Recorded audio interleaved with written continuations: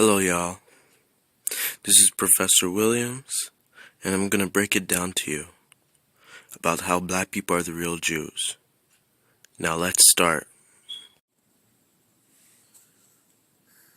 Drapetomania was a conjectural mental illness that in 1851 American physician Samuel A. Cartwright hypothesized to cause black slaves to want to flee captivity. So in other words, you were a moron or mentally disabled for not wanting to remain a slave. But let's continue.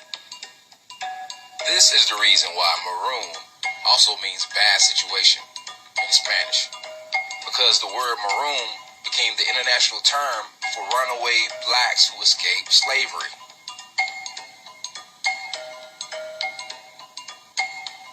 As we see, the word Morano means black or brown, so the term Morano Jew translates as black Jew. There are reports that Columbus and others were Moranos, but they were not, but rather crypto-Jews, European Catholics who secretly practiced Judaism. King Ferdinand was worried that the converted Moranos would be influenced by the Orthodox Hebrews and Moors, which both converts to both Judaism and Islam were referred to by an even broader term called New Christians. The black Jews went to Portuguese colonial possessions in Western Africa, which were Guinea, São Tomé Island, Senegal, Angola, and a few islands near the African coast. Throughout the persecutions in Portugal, thousands of Jews left the country. The Jews were leaving the country in such massive numbers that in 1499 and in 1531, the king published a law forbidding the New Christians, black Jews, from leaving Portugal without special permits. Caesar wrote that the Christian Jews immigrating from the Portuguese colony of Angola in West Africa were agents of the Inquisition and were sent there to ferret them out in 1626. It is certain that many black Jews of Portugal, São Tomé Island, and Angola, who became victims of the Inquisition and Portuguese persecution, were sold into the slave trade. The Untold Story, Revised Edition by Edgar Shaw. The Expulsion of Jews from Spain and Portugal. So just in case you had any question about the Morano Jews or the quote-unquote New Christians, here are some pictures of the Christian converts in Portugal.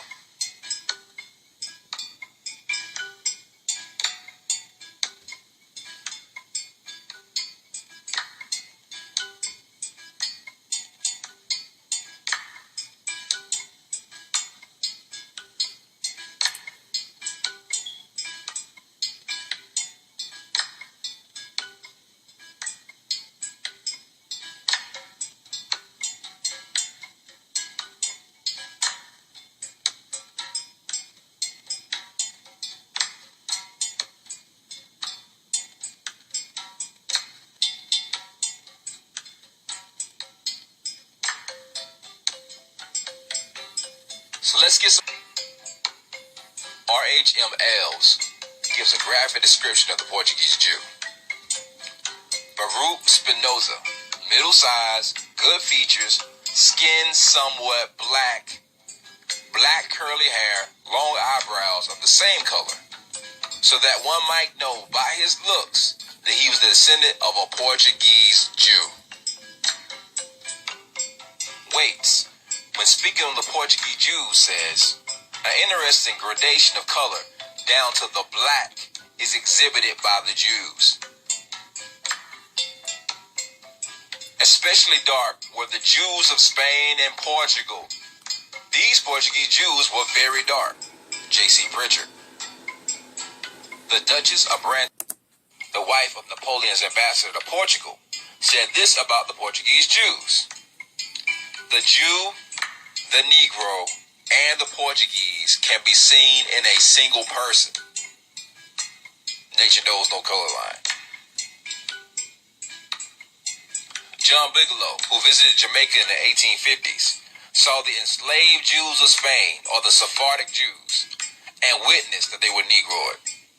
Nature knows no color line, pages 123 and 130. Term Moor or Morano was a blanket term for the Israelites meaning black.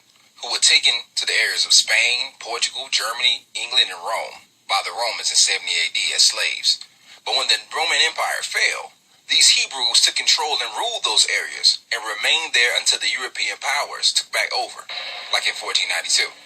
This is how you get terms like Anglo-Saxon, which translates as the angelic sons of Isaac, or the German name Kop, which is derived from the Hebrew Yaakov via the Latin Jacobus. The name was changed throughout the major European languages from Jaquez, Giavaco, Giacapo, Ayacapo to Kop. So this is the book, Babylon to Timbuktu. You can get this from Amazon, Chapters, Indigo. Here it tells you this. It tells you that about the black Jews of Spain and Portugal. So I'm not going to stay too long now. I'm just going to read what I highlight that is interesting, that matches to what the video said. So, the expulsion of the Jews from Spain and Portugal. It was AD 1492, January 2nd, when the Moorish stronghold of Granada surrendered to the armies of King Ferdinand and Queen Isabella. And it tells you more.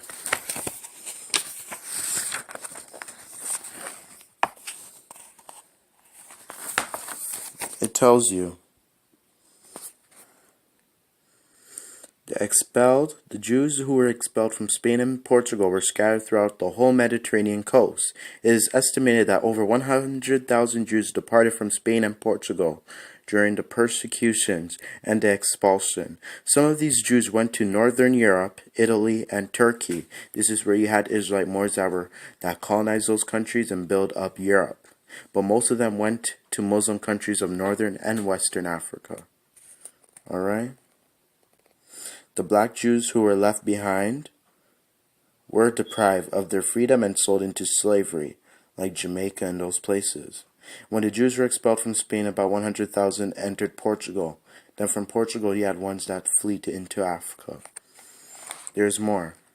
Now let us return to the Jews of North Africa, with influx of tens of thousands of black Jews from Spain and Portugal seeking refuge in African ports. Morocco received a great share. I'm going to get to that for a sec.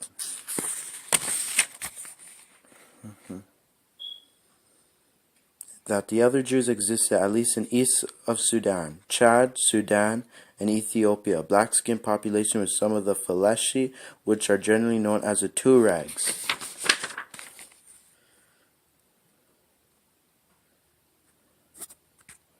When it came to the black Jews, if you deny your religion, you will eventually deny your nationality. Sociologists and psychologists know, and history has proven that, if you deny your culture and nationality over a long period of time, you will totally forget it through a process of assimilation. So, the black Jews who came to Africa not only by land, but also by sea, as you recall, in the year 1484, King John of Portugal deported great numbers of black Jews to the African island of São Tomé. Some of you guys may know it as Principal, St. Thomas Principal.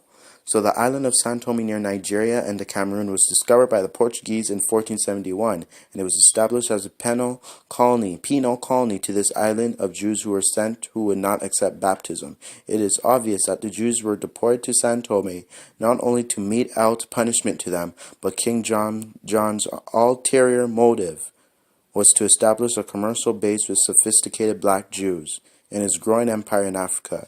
As time elapsed, the black Jews in Portugal and the black Jews in the Portuguese colonial possessions became known as black Portuguese. They were called the black Portuguese because they were born in Portugal and they knew the history, culture, and language of Portugal. And these are the same Jews who invented the Portuguese language that we know for today. Now, the new inhabitants were black Jews deported there in 1484. Black Jews migrated to Angola coast. Angola lies in southern Western Africa today, from São Tomé between 1484 and 1499. And the people of Angola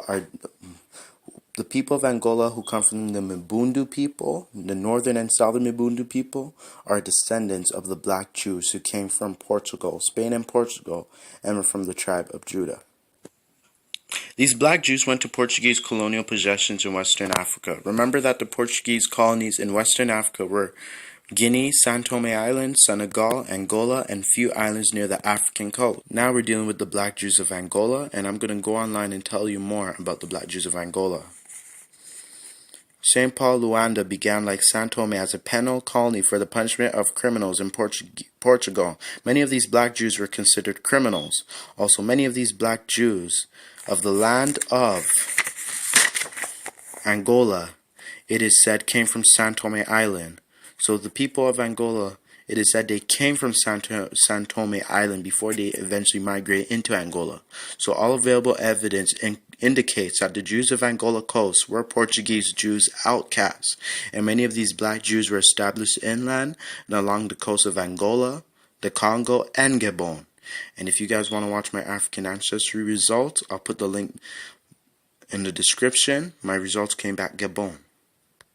And it is certain that many Black Jews of Portugal and San Tome and Angola, who became victims of the Inquisition and Portuguese persecution, were sold in the slave trade. This Atlantic slave trade lasted more than 400 years, from 1444 to about 1880 in some parts of South America. Now, there is a Yoruba group in southwestern Nigeria in the Lagos region. There are the Black Jews in southern Nigeria who are called Emyokwem, or strange people, by the native Africans, but these Black Jews call themselves by the Hebrew name B'nai Ephraim, or sons of Ephraim. These Jews claim that their ancestors immigrated from Morocco, what I just said before, a fact which Godby said it is important, supported by their language, a mixture of Maghreb, Arabic, and local Negro speech. Thus, Abu, father, has become Yaba, mother. Hebrew and is Imma. Nevertheless, most of their language is similar to the Black Yorubas around them. The Yorubas have influenced these Jews to a great extent in their external social life. It is said that the crocodile is the sacred animal for all the customary sacrifices of the Yorubas appear to be the same for the Jews. And they occupy the Ondo district. We ended off right here. Most of the Umbundo history was discarded from Angolans centuries ago to brainwash Angolans after doing the African genealogy test. I found out that I was a part of the Umbundo. Sorry, had to say that again. Was part of the Umbundo tribe, which was proven to be my great-grandfather. After years of digging in the natural library of Angola, there was some nerve-wracking information that most people in the world would not understand. Most of the Angolans knew that the name Umbundo was not the original name of the so-called Umbundo, and the language that they speak, Kimbundu, was not their own. During my search for the truth, I found out that the so-called Umbundo originated from a place no one would have think of. That would be Iberia, modern day of what you know it, Spain and Portugal. Based on the Umbundo traditions, they mentioned that they came from the Great Sea. So I knew that this information had to be correct. When they became rulers of the Iberian land, their tribal name was never known as the Umbundo. It was known as Lobidos, which is the name of a seaport in Angola. And Angola is a Portuguese-speaking country today. And they were speaking Portuguese from the jump. Which the last name de los Lobidos is derived from. Most people think that the tribal name of Lobidos is a Portuguese term. But based on history, Portuguese was actually the birth language of the Umbundo. That just means, guys, that we invented the language Portuguese, as in the Umbundo people of Angola. They are descendants of the Portuguese Jews. And nobody is not bringing this information out until this guy, Augustine Neto. Shout out to him. Origin of the Portuguese, aka the Umbundo people. During the 3rd century, the Lobidos and the Moors were communicating in the language of Hebrew and made an accord that they will make 2 Bantus, or Bantu languages for each land. A result in this accord was the making of the Spanish language by the Moors and the Portuguese by the Lobidos aka the Umbundo. After viewing these facts, I can say that the Portuguese, the official language of Angola, is a Bantu Iberian language with a sister language of Spanish. The immigration to Angola. During the reign of King Alfonso de los Labidos, the Jewish-Portuguese War was at war with the Moors after they converted to Islamic teachings. The Moors wanted the whole country to Iberia to be one Islamic nation, in which resulted into a war between the Moors and the Labidos. This war was in continuum until 14th and 15th century. Portugal's king and the tribe of Labidos was forced to succumb their name, their founding language, and migrated from the area to avoid persecutions from the Moors. Having the knowledge of navigation, they migrated down the west coast of Africa. They stopped by a desolate land that they had geographical likeness like Portugal and made it their new habitat for some years. In the process, they got in contact with the indigenous people from the Congo, but had problems communicating because of the language difference. After years of gathering information from one another, the Labidos got their new founding name known as Umbundo and the name of their founding land known as Angola or Angola.